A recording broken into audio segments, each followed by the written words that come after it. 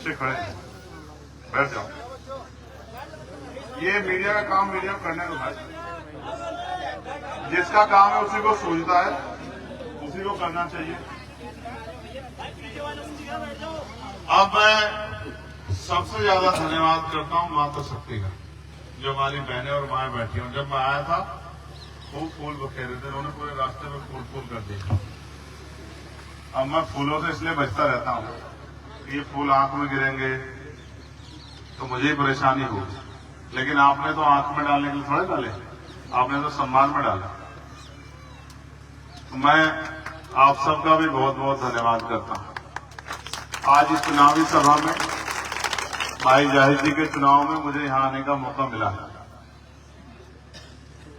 ये अच्छा हुआ कि चुनाव की वजह से मैं आपके गांव में आ पाया, यहाँ के हालात को देख पाया। जबकि मैं तो देश भर में घूमता हूं और मैं देखता हूं कि गरीबों के हालात तो सब जगह एक जैसे ही हैं। आजादी के 75 साल बाद भी ना उन पे पहनने के लिए अच्छे कपड़े हैं, ना खाने के लिए अच्छी रोटी है, ना पीने के लिए साफ पानी है, और ना ही उनके पास रहने के लिए अच्छे मकान हैं।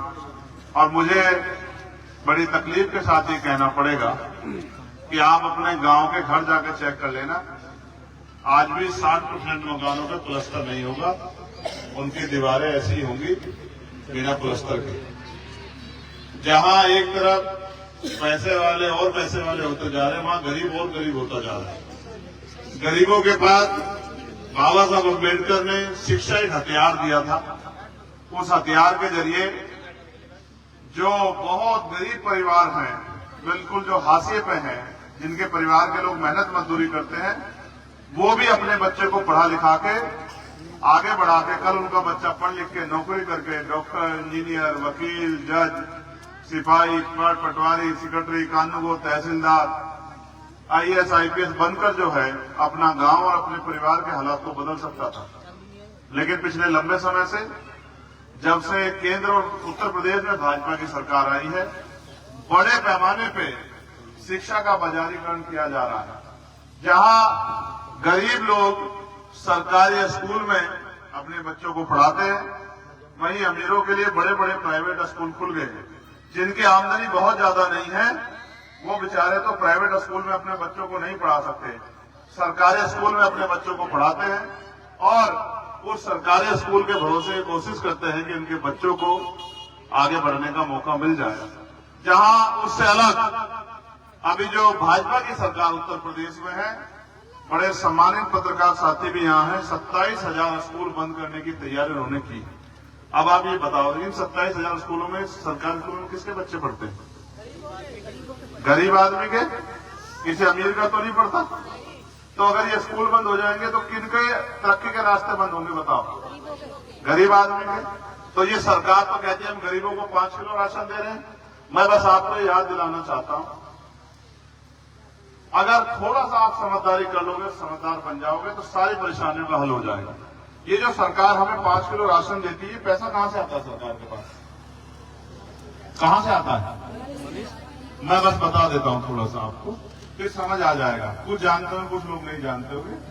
ये जो पैसा आता है सरकार के पास, ये जो हम टैक्स देते हैं, सामान खरीदते हैं ना, उस पर टैक्स लगता है। इनकम टैक्स से लेके तमाम तरह के टैक्स हैं। बिजली, इसमें पेट्रोल पे भी टैक्स है, डीजल पे भी टैक्स है, खाद्य पदार्थों पे भी टैक्स है, और बहुत सारी चीजें आप रजिस्ट्री कराओगे उस पर भी जो है राजस्व लगता है। आप और कोई सामान खरीदो, यहाँ की अगर मैं सामान्य भाषा में समझाऊं, क्योंकि जैसे मैं ग्रामीण क्षेत्र में हूं, तो अगर आप 100 रुपए का सामान खरीदते हो तो लगभग 28 रुपए सरकार के खाते में जाते हैं। कितने पैसे?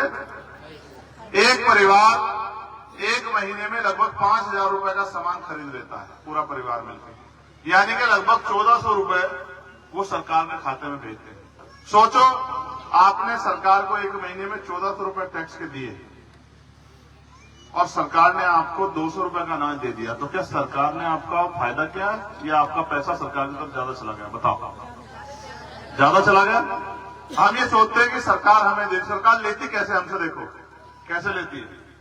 सरकार ने बिजली के दाम बढ़ा दिए, 8 रुपए यूनिट कर दिए। जो बिल 200-250 रुपए का था 600-700 रुपए का आ रहा है नहीं आ रहा है। सरकार ने पेट्रोल डीजल के दाम बढ़ा दिए, उसका प्रभाव कहां पड़ता है? जो किराया पहले अच्छा महसूस करके देखो, यहां से सबसे नजदीक भोपा है। भोपा जाते हैं सामान खरीदते पीठ में, अब से 10 साल पहले जाते थे, कितना पैसा लगता था भोपा जाने में? बताओ, कोई पुराना आदमी बैठा, बताओ कितने पैसे लगते थे? कितने पैसे लगते थे बताओ?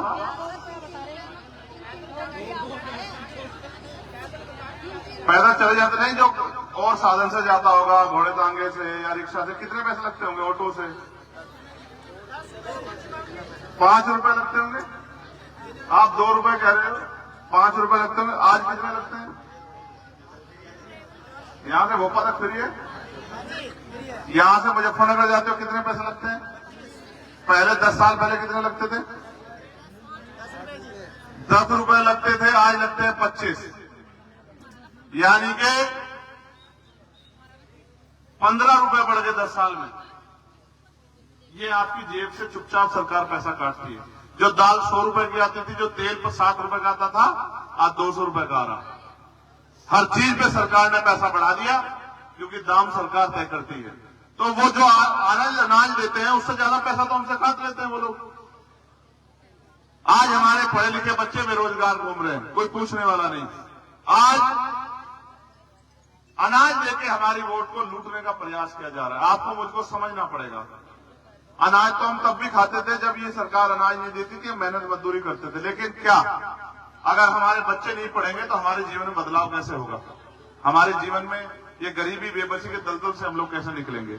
और सनोज भाई को मैं कहूंगा, देखो कितने काम की बात बताता हूं, आप महसूस करके देखो गैर बराबरी कितनी, फर्क कितना है। ये जो महिलाएं बैठी है ना, ये महिलाएं, मेरी बात पे एक बार गौर करें माए बहने।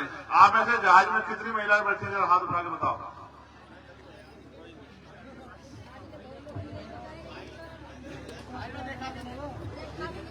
कुछ तो बैठी होंगी, झूठ बोल रहे हो, सच बताओ। बैठी नहीं?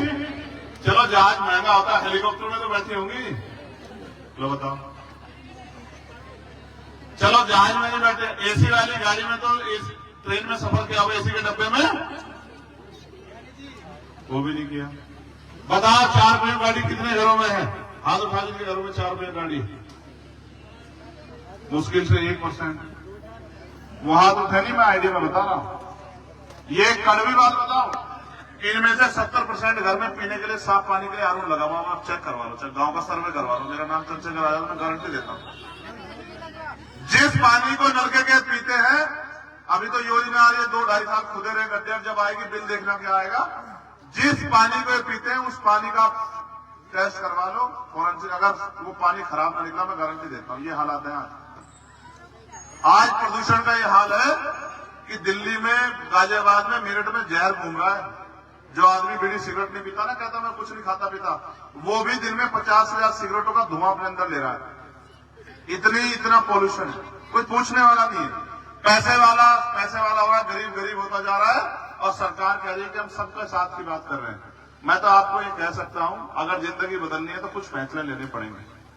आप यहाँ इतने बड़े पैमाने में बैठे हो, इतना प्यार करते हो, इतना समर्थन देते हो, लेकिन जब तक ताकत नहीं दोगे वोट की, तो कैसे बदलाव होगा? आप मुझे बताओ। मैं तो बहुत कुछ करना चाहता हूं। मैं तो चाहता हूं कि हमारी पढ़ी लिखी बहनों को रोजगार मिले। मैं तो चाहता हूं जो गांव में महिलाएं रहती हैं, जो भट्टों पे काम करती है, कोल्हू में काम करती है, दूसरे खेतों में काम करती हैं, पशु पाल के घास ला के अपना घर चलाती हैं, उनको कुटीर उद्योग लग के 15-20 हजार रुपए का रोजगार मिले। मैं तो चाहता हूं। मैं तो ये भी चाहता हूं कि उद्योग धंधे लगे ऐसे जिससे यहाँ के पढ़े लिखे नौजवान को रोजगार मिले। मैं तो ये भी चाहता हूं, मैंने कल ही लेटर लिखा कि 1.5 लाख के करीब सरकारी कर्मचारियों के, मास्टरों की जो है वैकेंसी खाली पड़ी है, सरकार भरे। जो भर्तियों में घोटाले हो रहे, मैं तो उसके खिलाफ भी लड़ता हूं। मैंने तो पीआरडी के जवानों की आवाज उठाई, होमगार्डों के भाइयों की आवाज उठाई, पुलिस के भाइयों की आवाज उठाई। मैंने न्यूनतम वेतन 700 रुपए होना चाहिए, इसकी आवाज उठाई। मैंने आशा आंगनबाड़ी बहनों के, भोजन माताओं के, ग्राम चौकीदार के, रोजगार सेवक के, सबकी आवाज उठाई कि भाई इनका वेतन वृद्धि होनी चाहिए। तो बिना पैसे के आपका जीवन कैसे बदलेगा? आप बताओ। जब आपकी जेब में कुछ नहीं होगा तो आप अपने बच्चों को दोगे क्या? और मैं तो ये भी जानता हूं, बड़े कड़वे शब्दों में कह रहा हूं, कि इनके बच्चे इनसे कहते होंगे कि आज मुझे खाना है, इनकी जेब में पैसे नहीं होते, तो ये इसको पता नहीं कैसे कैसे समझाती हूँ।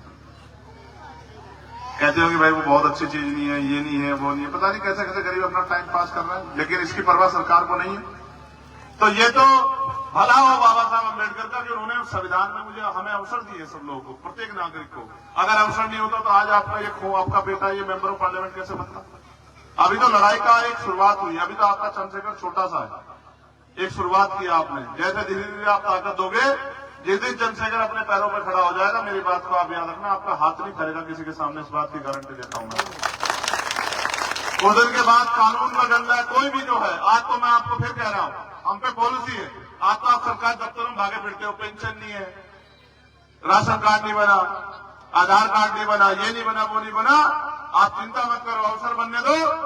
ये जो मनी सचिवालय की बात की गई है ना, ये सचिवालय जो है प्रोजेक्ट जो बनाएगा, मैं आपको लिख के देता हूं, किसी दफ्तर में लाइन में लगना पड़ेगा, आपके सारे कागज जो है वो घर पे आके बनेंगे, सिर्फ आपको जानकारी फोन पे देनी होगी, हम सारे काम करेंगे।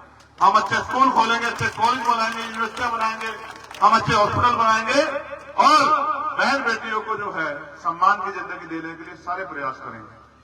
लेकिन वो तभी संभव होगा जब आप हमारे हाथों को मजबूत करेंगे। और ये आपके हाथ में, बाबा साहब अम्बेडकर ने आपकी उंगली में इतनी ताकत दी है, किसी को चाहे कुर्सी में बैठा दो और किसी कुर्सी में बैठने वाले को जमीन पे पटा दो। ये वोट का अधिकार हम पे है। तो हमारी बस्ती में सब लोग आते हैं, गरीबों की, किसानों की बस्ती में आते हैं, पैर भी छूते हैं, अपना भी बताते हैं। कि चुनाव के बाद 5 साल आते हैं क्या? आते हैं क्या 5 साल? कभी आपके हाल जानने आते हैं कि भाई बच्चा बीमार है, हम कुछ मदद कर दें? कभी पूछने आते हैं बेटी की शादी कर दी हो, हम आपके किसी काम आ जाए? कभी पूछने आते हैं कि भाई आपका बच्चा बीमार है, कोई और परेशानी है, तो हम आपके किसी काम आ जाए? तो जिनका आपसे जो वोट का रिश्ता है ना, अब उनको आपको छोड़ना होगा और काम करने वाले, बताओ अच्छा ईमानदार से, 24 घंटे 7 दिन संघर्ष कर रहे हैं, नहीं कर रहे हैं हम लोग? बताओ अच्छा ईमानदार, झूठ बोल रहे हैं? कोई दिन ऐसा होता है जिस दिन घर बैठते हैं? बताओ, कभी कहीं कभी कहीं कभी कहीं रहते नहीं रहते लोगों के बीच में, और हमेशा प्रयास करते हैं लोगों को न्याय दिला सके। मैं तो आपसे मदद मांगने आया। हमारी पार्टी संगठन के सब नेतागण बहुत मेहनत कर रहे हैं, मैं इनका धन्यवाद करता हूं कि हम लोगों पे भरोसा करते हैं। लेकिन जब तक आपकी ताकत हमारे साथ नहीं खड़ी होगी, तब तक बात आगे नहीं बढ़ेगी। बताओ मदद करोगे नहीं करोगे हमारी? बताओ। मैं इतनी हल्के आवाज में नहीं, मैं बिल्कुल सुनूंगा, जोर से बताओ मदद करोगे नहीं? रुक जाओ भाई, सिर्फ महिलाएं बोलेंगी, बहनें और माएं। बताओ जोर से, मदद करोगे नहीं करोगे? मैं नहीं, जिनकी माँ, जिनका बेटा इतना मजबूत है, उसकी आवाज दहाड़ इतनी, और उनकी माओ की आवाज बहनों की इतनी खराब कमजोर हो जाए, कैसे चलेगी? बताओ मदद करोगे नहीं करोगे? नहीं, अभी भी आनंद नहीं आ रहा भाई, तुम लोग आकर दिखाओ जरा एक दो। बताओ, ये तुमसे पैदा हुए, तुम्हारी आवाज इनसे कम हो रही। बताओ मदद करोगे नहीं करोगे? बताओ। अच्छा, मदद कैसे होगी पता है? मदद ऐसे होगी कि जब 20 तारीख को वोट पड़ेगा, पहले 13 में पढ़ रहा था, अब 13 में नहीं पढ़ रहा, किस तारीख पड़ेगा? 20 में जब आप सुबह घर से निकल के जाओगे तो एक एक वोट केतरी के निशान पे पड़ना चाहिए। बताओ मदद करोगे नहीं करोगे? बताओ। दोनों हाथ उठाओ, अच्छा ऐसे। हमने रोटी नहीं खाई क्या आज ने? अच्छा, क्या है निशान? अच्छा बताओ, जिसमें मोहर लगाओगे बताओ, जोर से बताओ। अच्छा, बाद में मेरे जाने कोई पैसे वाला आ गया, कहा इनको छोड़ो, हमारे साथ चलो, तो साथ छोड़ दोगे क्या? पक्का? अभी देख लो, अभी बता दो, अगर ना करनी है तो अभी मना कर दो मुझे, मैं ऐसे ही चुपचाप चला जाऊंगा। बताओ, पक्का? दोनों हाथ उठा के फिर आशीर्वाद दो, फिर ऐसे करेंगे, खोल के मुट्ठी, आशीर्वाद दो। क्या आशीर्वाद दे रही हो बताओ? हैं? ये आशीर्वाद दो कि खूब लड़ो और तब तक लड़ते रहो जब तक हमारी गरीबी की बेवड़िया ये कट ना जाए, जब तक हमको इज्जत सम्मान की जिंदगी ना मिल जाए, तब तक लड़ते रहो। ये आशीर्वाद है। और मैं आपसे भी कहना चाहता हूं, अच्छा एक काम और कर देना आप सब लोग, आपने जिनकी भी रिश्तेदारियां हो इस विधानसभा क्षेत्र में, उनके आप फोन कर देना कि भैया की मदद करानी, कर दोगे नहीं कर दोगे इतना काम?